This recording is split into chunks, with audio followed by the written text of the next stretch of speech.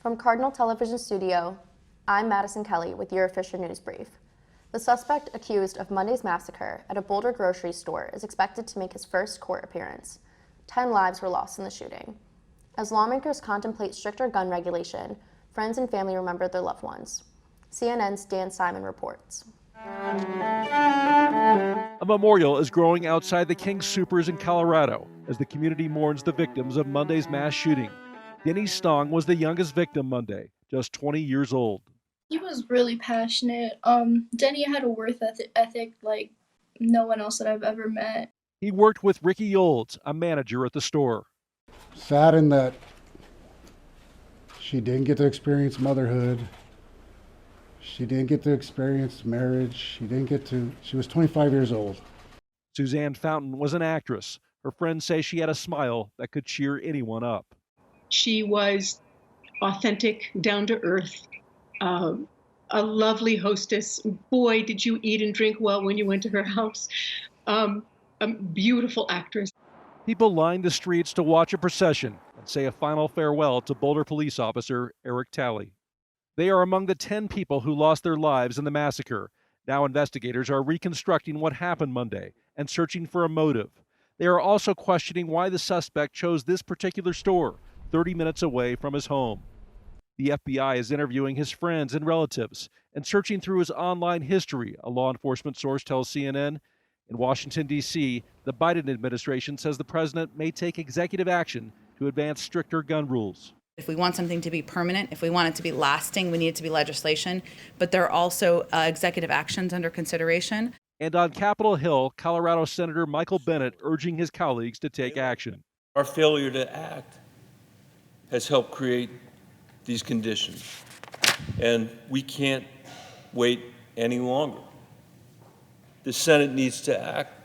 Meanwhile, for the Boulder community through its grief, outrage over the senseless violence that happened here. I'm angry because this could be anyone's town. As the city mourns the members of their community taken far too soon. It seems like, enough time passes where we forget the last shooting and then another one happens and we don't do anything about it. We don't act on it. And I think that's really frustrating to see. You keep losing lives and innocent people. A pair of Good Samaritans are being hailed as heroes after saving an officer stuck in a burning police car in Northern California. One of them spoke publicly Wednesday, explaining why he didn't think twice. Heather Jansen has the story. It was a loud bang. The sound and the scene that sent Jacob Estabrook into action Tuesday night. Honestly, man, it was just like an instinct. It was just something inside me. I wanted to help him. One of two Good Samaritans saving an officer from a fiery crash. When he opened the door, the officer looked really, really hurt. Hurt after Auburn police say one of their own was led on a pursuit by 29-year-old Ryan Schlittenhart. The officer following him, losing control, crashing his car, stuck inside as his car caught fire.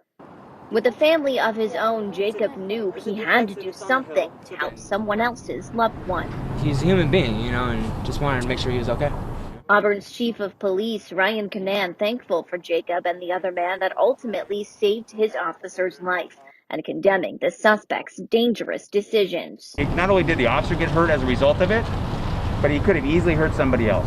Chief Canan hailing Jacob a hero. The world continues to be a good place when you got people like Jacob. A man proving it takes no special training just to be a good person. A professional football player makes a perfect play off the field.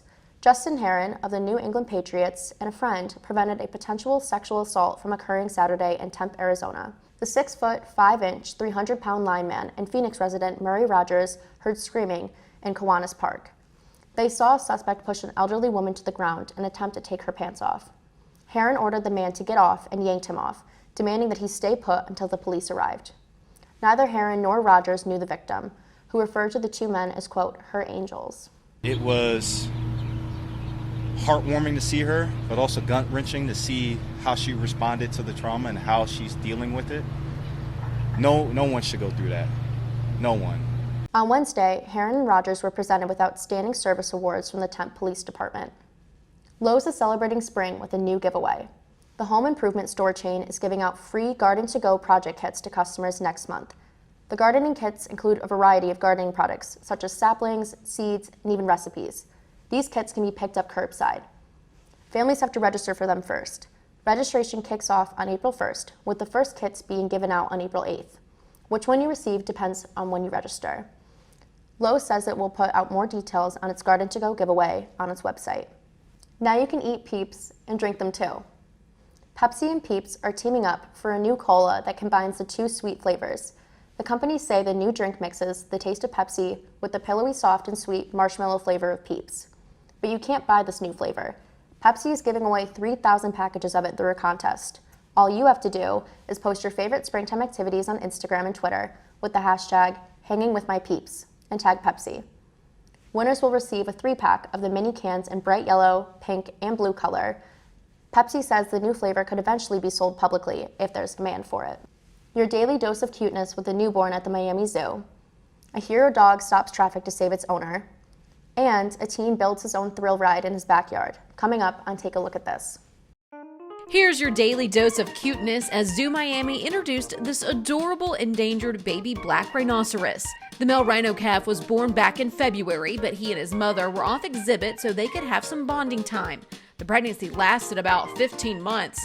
This is the 4th birth for the mother. And get a load of this hero dog.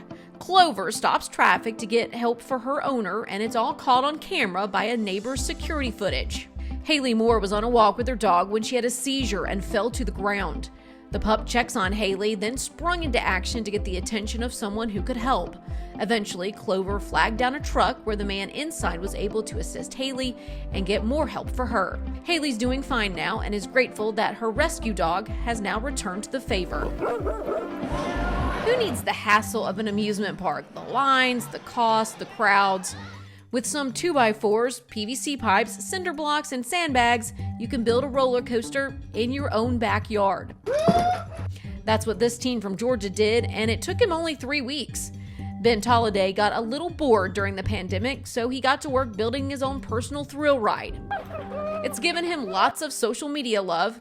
He's even thinking this could be a dream job for him one day. But in the meantime, his mom can't wait for him to take it down. This is not going to be a permanent fixture in my yard. For Take a Look at This, I'm Meredith Wood. That's it for today's news. For Fisher News Brief, I'm Madison Kelly.